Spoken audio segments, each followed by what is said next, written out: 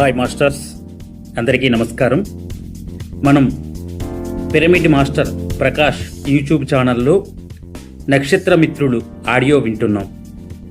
ఈరోజు వినబోతున్నటువంటి పాఠం 16వ పాఠం, సమయానికి ముందే వచ్చి ఉన్న సంస్కర్తలు.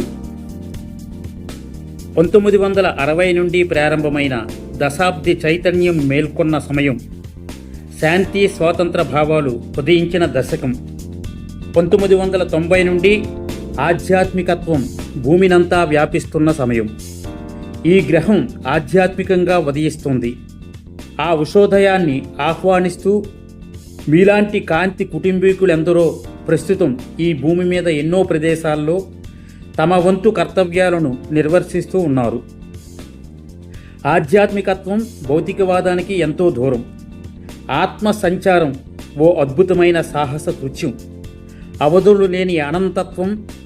భూమి మీద విద్యుదయస్కాంత క్షేత్ర పరివర్తనాన్ని మీరు చేయబోతున్నారు. భూమి ప్రణాళికను, భూమి మీద విలువలను మీరు మార్చబోతున్నారు. మీ పద్ధతి ఓ విభిన్న మతంగా అందరికీ అనిపించవచ్చు. సంస్కర్తలు ఎప్పుడూ కాలానికి ముందుగానే భూమి మీద ఉంటారు. ఈరోజు విపరీతాలు అనిపించేవే భవిష్యత్తులో అద్భుతాలుగా తయారవుతాయి. కాబట్టి మీరు నిరాశ చెందకండి. మీ ప్రణాళికలోనే మీరు ధైర్యంతో కొనసాగండి. సమాచారాన్ని గ్రహించి సమీకరించుకుంటూ పునఃప్రసారం చేస్తున్న తరంగాల లాంటి వాళ్లే మీరు. ఏక సమయంలో ఏర్పడే జాగృతి వల్ల ఓ గందరగోళమే ఏర్పడవచ్చు. మీ అదుపులోనే ఉండగల మేలుకొలిపే మీకు లభించాలి. కాంతిని పెంచే ప్రయత్నంలో విద్యుత్ ప్రసారం అధికమైతే విద్యుత్ బల్బు మాడిపోతుంది. అదేవిధంగా శరీరంలో విద్యుత్ శక్తి ప్రవాహాల నియంత్రణ సవ్యంగా ఉండకపోతే నాడీమండల వ్యవస్థ పాడైపోతుంది. అనంత పరిధుల వ్యవహార సామర్థ్యం లభించినా దాన్ని అవగాహన చేసుకోలేక మానవుడు ఉన్మాదైపోయే ప్రమాదం పొంచి ఉంది. దాన్ని మీరు దర్శించవచ్చు. మీ నాడీమండల వ్యవస్థ సవ్యంగా విద్యుత్ ప్రసారాలను స్వీకరించి శరీరంలో చక్కగా సమీకరించుకోగలగాలి. శరీరాన్ని ఎదిగేలా చేస్తూ అదే సమయంలో ప్రజ్ఞను పెంచగలగాలి. అదే ప్రస్తుతం జరుగుతోంది. మీరు కాంతివాహకాలుగా స్థిరపడి ఉన్నారు కనుక మీ కాంతి క్షేత్రంలో కాంతి పుంజం ప్రవేశించేందుకు వీలు కల్పించే ప్రవేశ ద్వారం ఒకటి ఏర్పడి ఉంటుంది. శక్తి సంరక్షకులు దీని సహాయంతో మీరు అదుపులో ఉంచగల కాంతిని నియంత్రిస్తూ మిమ్మల్ని దారి తప్పిపోనీయకుండా కాపాడుకుంటూ ఉంటారు. మీ శరీరంలోని కణాలలోకి చేరుతున్న కాంతి సమాచారాన్ని విశ్లేషించగల వేగంతో మాత్రమే మీ నాడీ మండలం స్పందించగలుగుతుంది. మీలో ఇంకా ఎందరో మీలోని చీకటిని తొలగించుకునే ప్రయత్నాలనే ఇంకా చేస్తూ ఉన్నారు. ఆ చీకటి ఈ జన్మకు సంబంధించింది లేక ఇతర జన్మలకు సంబంధించింది కూడా కావచ్చు. కాంతి కుటుంబీకులంతా ఒకే సామరస్యంతో కలిసి పనిచేయాల్సి ఉంటుంది. ప్రాథమిక సృష్టికర్త నుంచి వస్తున్న జాగృతి తరంగాల సృజనాత్మకతతో నిండి రోదసి నుండి భూమి మీదకి చేరుతూ మిమ్మల్ని ప్రేరేపించి కార్యోన్ముఖుల్ని చేస్తూ ఉంటాయి. ఓ గొప్ప పరివర్తన భూమి మీద జరుగుతుంది. భూమి 2 ప్రపంచాలుగా విడిపోతుందని మేము ఇదివరకే మీకు చెప్పి ఉన్నాం. కాంతితో చెరిస్తున్న మీరు వెలుగు ప్రపంచంలోకి ప్రవేశిస్తారు. తక్కువ ప్రకంపనాలతో ఉండే ఇతర మానవులు భయము, అంధకారము, గందరగోళము, అదుపు, అస్తవ్యస్తము ఉండే చీకటి ప్రపంచంలోకే సర్దుకుంటారు. అత్యల్ప ప్రకంపనాలతో జీవిస్తున్న వాళ్ళు మిమ్మల్ని అర్థం చేసుకోలేక మిమ్మల్ని మహామాంత్రికులుగానూ దయ్యాలుగానూ ఊహిస్తూ ఉంటారు. ఓ మార్పుకు మీరు సంకేతాలుగా ఉంటారు. అత్యల్ప ప్రకంపనాలతో ఉంటున్న వాళ్లకు మార్పు ఓ నచ్చని విషయం, భయాన్ని ప్రేరేపించే ఓ అంశం. ఇతరులతో మెలుగుతున్నప్పుడు మీకు అనంతమైన సహనము, ఓర్పు, కరుణ ఉండి తీరాలి. అందరికీ తెలియని ఓ విషయం మీకు తెలుసు. ఓ వాస్తవం నుండి మరో వాస్తవంలోకి మీరు వెళ్ళగలరని, ఆ అనుభవాల వల్లే మీ ఆత్మ ఏకత్వాన్ని అర్థం చేసుకుంటుందని మీకు తెలుసు. ఆత్మ చరించే అన్ని జీవితాలను మీరు దర్శించి ఆ ఆత్మశక్తిని ఓ దివ్య స్ఫటికాన్ని చేజిక్కించుకున్నట్లు అందుకొని నిలబెట్టుకోగలుగుతారు. ఆ ఆత్మ స్ఫటికపు ముఖాల మీద మెరుపులన్నింటినీ అర్థం చేసుకొని వాటితో మీ ఏకత్వాన్ని అవగాహన చేసుకోగలుగుతారు.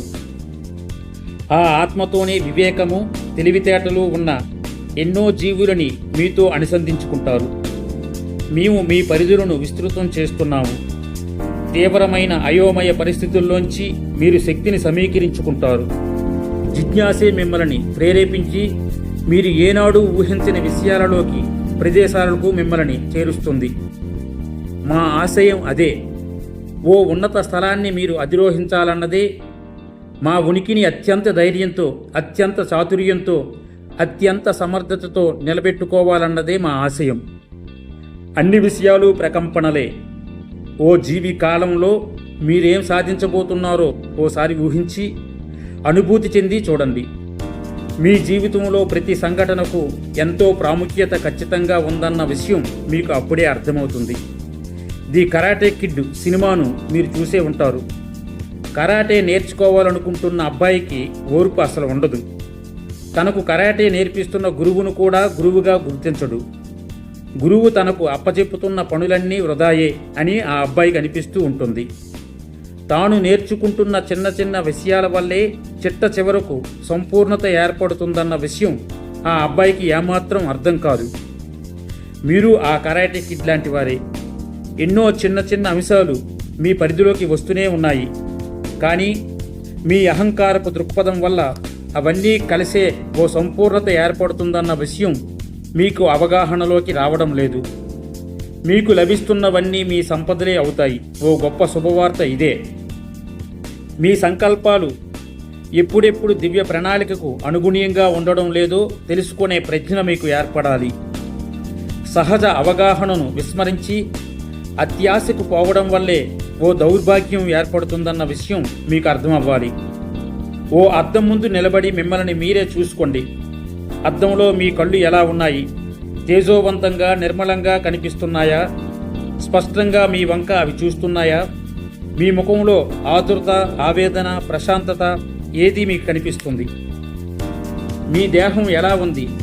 మీరు నిమ్మలంగా ఉండగలుగుతున్నారా లేక ఉద్వేగభరితంగా ఉంటున్నారా? మీ వ్రేళ్ళు మధ్యలో వాయించినట్లు ఊగుతున్నాయా లేక మీ చర్మాన్ని పీకేసేలా గింజుకుంటూ ఉన్నాయా? ఈ శక్తిని మీరు సమీకరించుకోగలిగితే మీ శరీరం తేలిక పడుతుంది. ఓ శక్తి మీ దేహమంతా నిండుతుంది. మీ చర్మం, మీ కేశాలు ఆరోగ్యవంతంగా తయారవుతాయి. వాటి తేజస్సు మీ ఆరోగ్యాన్ని స్పష్టంగా సూచిస్తూ ఉంటాయి. మీ సహజ ప్రజ్ఞే మీ ఆప్త మిత్రుడిగా ఉండి మీకు హితాన్ని ప్రబోధిస్తూ వాటిల్లబోయే కీడు గురించి ముందే హెచ్చరిస్తూ ఉంటుంది. మీ తప్పొప్పులు మీకే అర్థమవుతూ ఉంటాయి. మీలో శక్తి విపరీతంగా పెరుగుతూ అదుపు తప్పే పరిమాణంలో స్వీకరింపబడుతున్న సమయాల్లో కాస్త విశ్రాంతి తీసుకోవడము, చేస్తున్న పని నుంచి కొంతకాలం పాటు ప్రక్కకు తప్పుకోవడము అవసరం అని మీకు అనిపిస్తూ ఉండవచ్చు. కొంత విశ్రాంతి తీసుకుంటే బాగుంటుంది అనిపించవచ్చు. అప్పుడప్పుడు ఎంతో నిద్రపోవాలనిపించవచ్చు, బద్ధకంగా అనిపించవచ్చు. ఈ పరిస్థితుల్లో మిమ్మల్ని మీరు నిందించుకోకండి. మీకు మీరే శిక్షను విధించుకోకండి. పరిస్థితిని యథాతథంగా స్వీకరించండి. ఏకదాటిగా 18 గంటలు నిద్రపోవలసి వచ్చినా మరేం పర్వాలేదు, ఆ పనే చెయ్యండి. మీరు నిద్రపోతున్న సమయంలో ఏ సుదీర్ఘ లోకాలకు మీరు వెళ్తున్నారో, ఏ పనులు నిర్వర్తిస్తున్నారో మీకు అర్థం కాకపోవచ్చు. మీ శరీరంలో ఆ నిద్ర వేళల్లో ఏ మార్పులు సంభవిస్తూ ఉంటాయో మీకు అర్థం కాకపోవచ్చు. మీ ఆధ్యాత్మిక అభివృద్ధి సరిగ్గా ఈ వేళల్లోనే జరుగుతూ ఉండవచ్చు. ఇతర వాస్తవాలతో వారధులు మీ కళ్ళు ఈ విశ్రాంతి సమయాల్లోనే తెరుచుకుంటాయి. ఆ వాస్తవాల జ్ఞాపకాలను మీరు దర్శించగలుగుతారు. ఈ భూమి మీద మీ జీవితం ఓ భౌతిక దేహంతో మాత్రమే సాధ్యం. మీలో ఎందరో ఈ భూమి మీద ఎన్నోసార్లు జన్మించే ఉన్నా ఆ జన్మ లక్ష్యాలు ఏమిటో తెలుసుకోలేక సగం జీవితాలను వ్యర్థం చేసుకొని విసిగెత్తిపోయి ఉన్నారు.